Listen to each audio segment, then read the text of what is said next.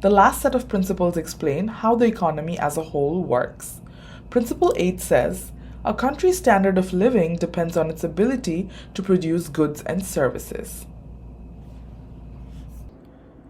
Principle 8 says that a country's standard of living depends on its ability to produce goods and services. If you look at living standards across countries and over time, you'll see that there's a huge variation. In 2017, average income in the US was $63,000 per year per person, while in Nigeria, it was $6,000 per person per year. Huge differences. Even if you look at data today, average income in rich countries is more than 10 times the average income in poor countries. Huge differences. If you only think about the living standards of people living in the US, it is about 8 times greater today than it was 100 years ago. So why do some countries have a better standard of living than other countries? Why does the US today have a better standard of living than it had 100 years ago? Usually the answer is their ability to produce more goods and services. The more goods and services you produce, the higher your income, the better your standard of living.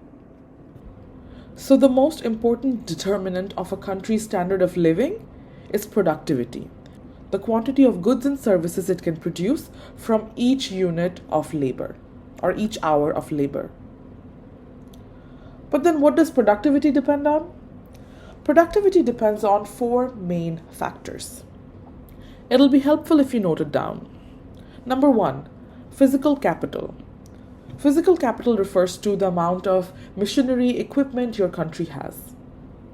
Number 2, productivity depends on human capital. Human capital is the level of education of the people living in your country, the amount of training they've had. The third factor that productivity depends on is the stock of natural resources you have. Gasoline, oil, mineral deposits. The countries that have bigger stocks of these have better productivity. The fourth factor that productivity depends on is technology. The better your technology, the more productive your economy is.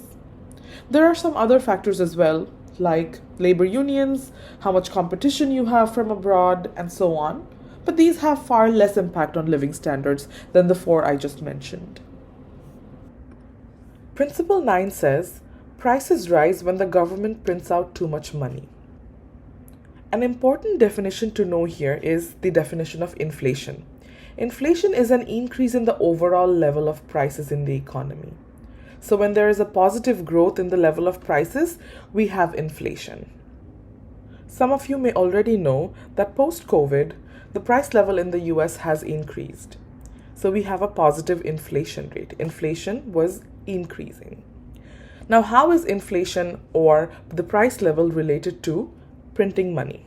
Some of you may also know that inflation in the US was at a 40-year high in 2022. So what is the cause of all of this inflation? In almost all cases of large or persistent inflation, the culprit is growth in the quantity of money. When the government or the central bank creates more money, this means that people have more money in their hands. If people have more money, they buy more goods and services. So the demand side effect of an increase in the quantity of money is people buying more goods and services, thus increasing the price. During the economic downturn caused by the coronavirus pandemic in 2020, the government alleviated the hardship with large increases in spending, and the quantity of money in the economy rose significantly. These policies, together with supply-side disruptions due to the pandemic, contributed to the rising inflation. The faster the government creates money, the greater the inflation rate. Principle 10 says, society faces a short-run trade-off between inflation and unemployment. In the short run, many economic policies push inflation and unemployment in opposite directions. Now let's think about an economic policy like printing money.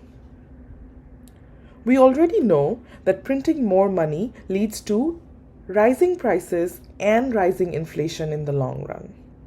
But what are the effects of printing money on unemployment? Let's look at this effect. Increasing the amount of money in the economy increases the overall level of expenditure by people in the economy and thus increases the demand for goods and services. If there is a higher demand for goods and services, firms over time will also raise their prices. But at the same time, firms will want to sell more goods and services. In order to sell more goods and services, they will need to hire more workers. Hiring more workers leads to lower unemployment. So the economic policy of printing more money increases inflation and lowers unemployment. That is why we're saying that there's a short-run trade-off between inflation and unemployment. We're saying that there's a trade-off because an economic policy like printing money for the economy is pushing inflation and unemployment in opposite directions.